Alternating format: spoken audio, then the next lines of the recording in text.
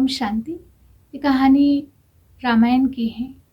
जब राम और रावण का युद्ध चल रहा था तो श्री राम जी ने रावण के साथ धर्म और न्याय के लिए युद्ध किया।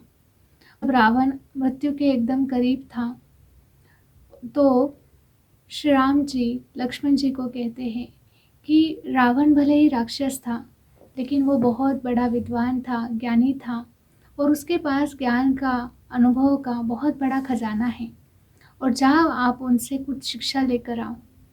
लक्ष्मण जी जब श्री राम जी की ये बात सुनते हैं तो उन्हें बहुत आश्चर्य लगता है कि रावण से कैसे शिक्षा लेना, रावण के पास क्या होगा। तो लक्ष्मण जी को थोड़ा अपना ही घमंड आता है, लेकिन श्री राम जी कह रहे हैं, उनकी बात को टालना नहीं है। तो वो रावण के पास चले जाते हैं और रावण के सिर के पास खड़े होकर उसे कहते हैं, हे रावण, आप अपने जीवन से क्या शिक्षाएं देना चाहते हैं तो आप मुझे बताना।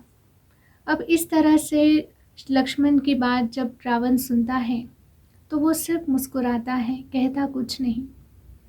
अब लक्ष्मण जी को लगता है कि रावण को अभी भी अपना अहंकार है और वो राम जी के पास जाते हैं और कहते हैं कि रावण अभी भी कुछ नहीं कह रहा है। तो श्री राम जी कहते हैं कि जब भी किसी से हमें ज्ञान प्राप्त करना है तो बड़े ही नम्रता से हमें उसके पास जाना चाहिए, उसका शिष्य बनकर बड़े ही विनम्र होकर हमें उनसे ज्ञान प्राप्त करना है, ना कि किसी भी प्रकार के घमंड या अहंकार से। तो लक्ष्मण जी को अपनी बात का, अपनी गलती का एहसास होता है और बड़े ही विनम्र भाव से रावण के पास जाते हैं और बहुत नम्रता से रावण से पूछते हैं कि हे लंकेश्वर, आप तो बड़े विद्वान हो, महान हो, पंडित हो, ज्ञानी हो और आपके जीवन में जो आपके अनुभव के द्वारा जो ज्ञान का खजाना आपको प्राप्त हुआ है वो मैं आपसे लेना चाहता हूँ। तो कृपया मुझे आपके जीवन की ऐसी बातें बताएं जो मेरे लिए, मेरे जीवन में मुझे आगे बढ़ने में मदद हो।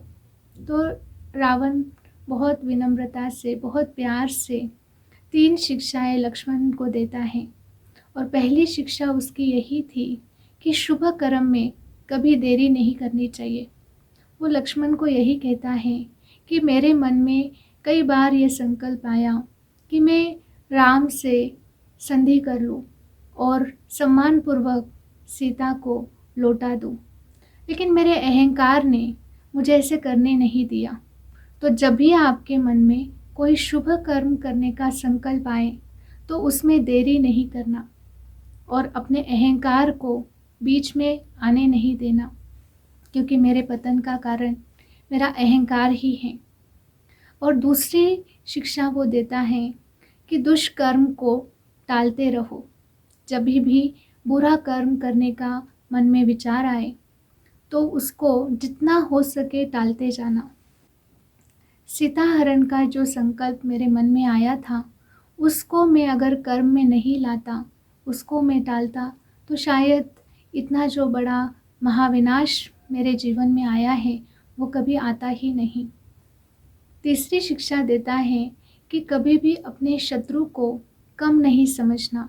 मैंने श्री राम जी को एक साधारण मानव समझा और वानरों की सेना को बंदर सेना समझा और यही मेरी सबसे बड़ी भूल रही कि मैंने अपने शत्रु को कमज़ोर समझा या कम समझा। तो कभी भी हमें अपने जीवन में ऐसी गलती कभी नहीं करनी है कि हम सामने वाले को कमज़ोर समझें। रामायण की ये कहानी हमें बहुत सुंदर सीख देती है।